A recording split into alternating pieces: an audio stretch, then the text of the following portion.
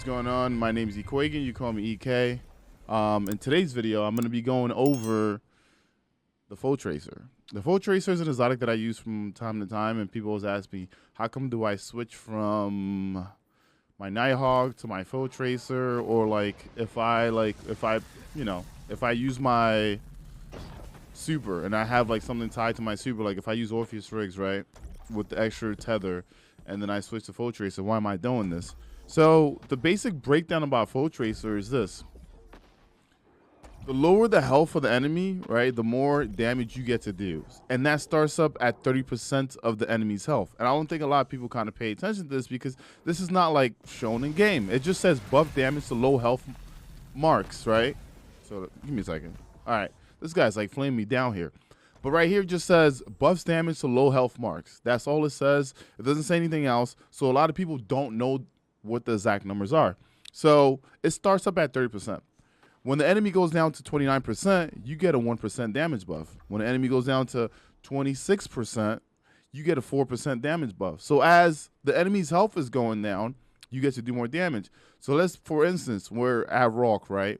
I use my golden gun. Rock's health gets into that 30% is going down. I get to do more damage. So this is something that's substantial when it comes down to that, right?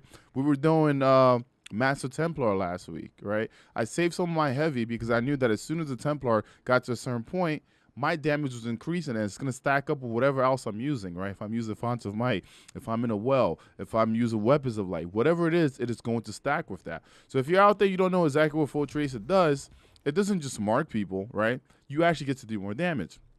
So the tracking, if you need to know what the tracking does, it lasts about 5 seconds on it. Let's say you're looking at a target and you lose sight of it. FOETRACER tracks that target for 5 seconds and then it goes away. But if you go back to it, you'll track it again as long as the enemy is lower health. Okay. But once again, it starts up at 30 and it goes down. So when the enemy gets down to 10%, you get an easy 20% buff, okay? And this is actually really good for bosses, especially if you're in an encounter where you can switch your stuff out.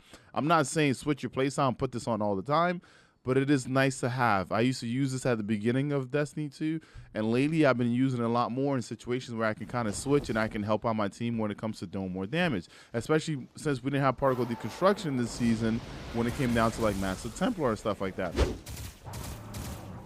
All right, 1794, 1811, 1822, 1874, 1894, 1900s. As you guys can see, the damage numbers are now going up, right?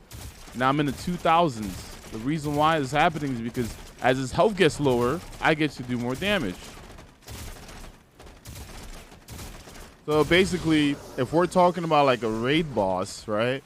A 30% of a raid boss or 20% of a raid boss is in a bigger gap. And that means that you get to do exponentially a lot more free damage once you get to the end of it. So there you are with why FOETRACER is one of those things that maybe you should keep on you as a hunter. You know, for encounters, especially if you can switch from one to another. All right. Thanks for watching. I'll see you guys on the next one. Don't forget to hit the like and subscribe button. If you have any comments, you feel there's something out there that's better, definitely leave it in the comment section as well. Later.